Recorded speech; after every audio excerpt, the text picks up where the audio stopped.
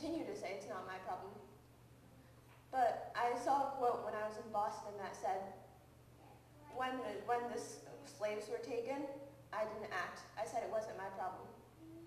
When the Holocaust happened, I said it wasn't my problem. But when they came for me, everyone was gone. Right. And that made me think that, yes, sometimes it's good to sit back, but other times, like when people are really in danger and when people really need help, we also have to make a move. And that's why we're here, because we have all decided to make a change and to try and fix a problem. Even if some bad things still happen in the future, it's the fact that we decided to come together to do something. We have so many people, Huey Newton, Bobby Seale, Angela Davis, Martin Luther King, all the Shakurs, everybody, they wanted to make a change. Even if there's still problems in the world, even if there still is discrimination, and even if people are still being killed, we still have those people that tried to make a change, and they did, because we can have black and white people, and we can have everybody here today together to try and make a change, because we wouldn't have had that in the past if it weren't for all those people who fought to help us. We wouldn't have me here with my parents, one who's from Africa and one who's from here, who's white. I wouldn't have been able to be here if it weren't for the change that was made. That's it. Yeah. Yes, that's it.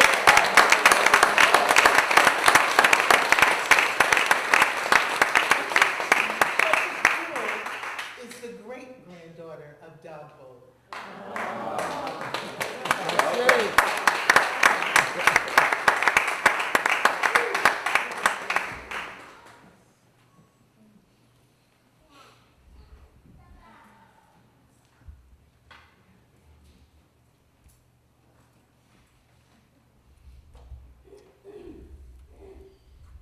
I am Hatebe. Both my ears are beautiful. I am the daughter of Ntimkulu, the big tree of life. I am the daughter of Bungwane, the pride of my clan. I am the daughter of Mashwabada. We devour bulls with their horns, hoofs, and tails. Amaru. I was adopted into the Hatebe clan of the Xhosa-speaking people of South Africa. And what this means is that I am no longer without a direct familial connection in the motherland, Africa. This means that I have clan brothers and sisters, and no matter where I go in Africa or across the world, I am connected to my ancestors going back thousands of years. What I have just shared is a praise poem of my clan, because I am Hatebe Tamago.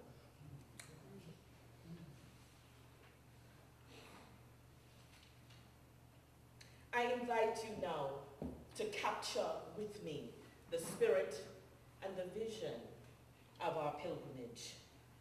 A pilgrimage that set out from this hallowed place 25 years ago is still ongoing. It was a pilgrimage, an adventure, an undertaking that gave rise to the personal journeys of many of the pilgrims towards fulfilling the various calls upon their lives to serve humanity. Crossing the Waters Institute for Cultural Exchange, the organization born out of the Interfaith Pilgrimage of the Middle Passage and founded by Ingrid Askew, stands today as a living testament of the impact of that sacred peregrination.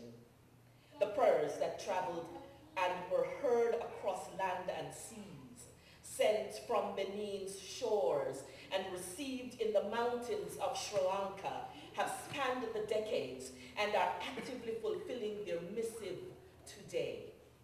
The spirit and vision that gave rise to that holy expedition have quickened a resolve to strive for a world free from oppression. The spirit of the pilgrimage has fueled a new dream, a dream that has drawn the called from the highways and hedges of the world to join forces to bring hope to people heritage in the US and other parts of the diaspora, and to their siblings at home on the African continent. Testimonies abound, some of which you heard today, of the life-altering effect of the pilgrimage.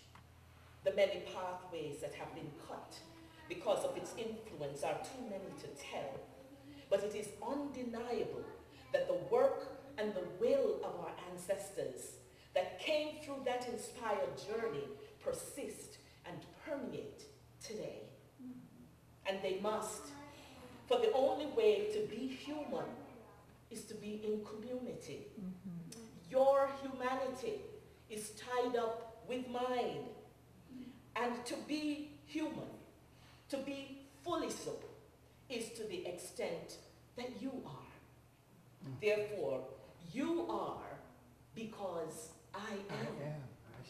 This idea is expressed in the Zulu words Umuntu, Kubuntu, Kabantu. It is the expressed philosophy of crossing the waters. Ubuntu. The pilgrimage traversed the edges of the world and gave clarity to those on the margins and converged upon this idea that guides this legacy. It is the legacy, Ubuntu. It is the foundational philosophy of our organization. Ubuntu is love in action. Ubuntu is humanity in the fullness of its expression. So we leave here today to continue this awesome, awesome mandate of service informed by Ubuntu. Service informed by love. Say after me, I am because we are. I am because we are. We are because I am. We are because I am. Ubuntu. Ubuntu. Again, I am because we are. I am because we are. We are because I am. We are because I am. Ubuntu. Ubuntu. Last time. I am because we are. I am because we are. We are because I am. We are because I am. Ubuntu. Ubuntu. Ubuntu. Ubuntu. Ubuntu. Ashe. Ashe. Thank you, Sonji.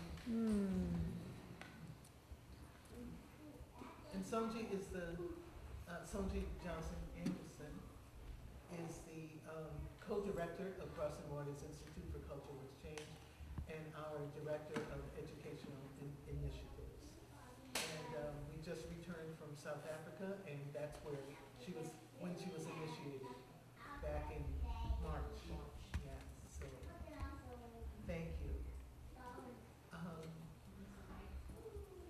I just want to say this, I'm so happy to see so many people here and so many pilgrims that came. So any pilgrims that are in the audience, can you just stand? We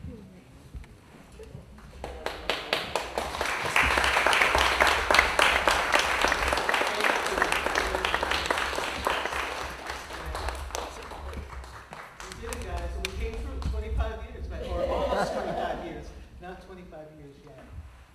But this legacy campaign is going to continue right through to 2025. 2024 marks the 25th, but we are going to extend it so that in January of 2025, we end this campaign in Ouida, West Africa. And so we'd like to have people, if you're interested in working on some of our events, there's going to be a whole series of events between here and Boston, Springfield, possibly Hartford. We'd like you to sign our register in the back so that we can contact you, put you in our database so you can always be kept informed of what's happening, you know, and anything you want to sign on for, you can, you know. That's what this is about. We have to do this work together, right? So thank you again, and we'd like to close this out with a movement prayer from our beautiful Yes? Hey, absolutely, Arthur, can you come up here and share with us so everyone can see your beautiful face?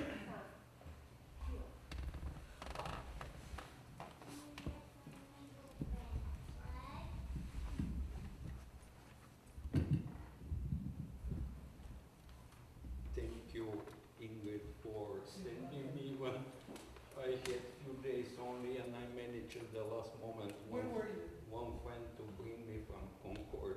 Oh, So thank you. I'm grateful to be with all of you here. Brother Smithy North Star did mention how we were in Mystic, Connecticut, and they were building the Amistad ship. Remember we made the circle? Eventually that ship was completed and they gave the first captainship to Bill Pinkney. Yes. I was all the way on top of Alaska and I heard it in 2000 on the National Public Radio. And one thing he didn't also say, we had kind of a reunion in Lumbini after September 11th.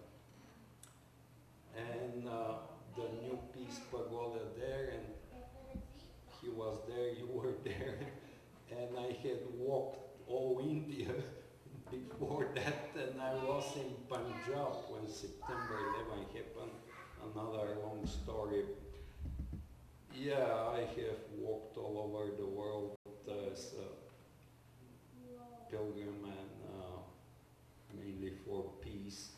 We've been friends with Sister Claire and June Sun since the first I went to Grafton when the second Peace Pagoda was starting. And so we've been together, and now I hear the first person student here, Fujiguru, is organizing a walk from Santa Barbara to Washington, D.C. David Williams, I think, from the test site. And so many things are happening, even to see the Prime Minister of South Africa with Putin saying you have to stop this war.